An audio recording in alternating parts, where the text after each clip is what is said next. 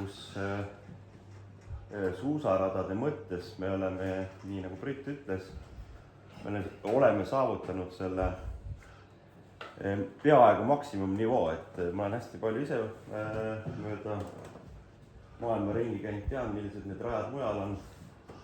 Siis ma arvan, täna Timo seal millestki alla ei jää, meil ongi, ma arvan, maailma parimad suusarajad. Et see on nüüd saavutatud, aga täpselt, et kuidas me saaks siin nii toimetada, et rohkem oleks kohalikke kaasatud. Talvel me sellest puudus ei tunne, et me peaks kampaaniat tegema, et meil käib vähe suusatajaid, hoolimata sellest, et me oleme täna number 1 Eesti suusakeskus, nii-öelda, kus on tasuline rajamaks. See on vastu võetud väga positiivselt.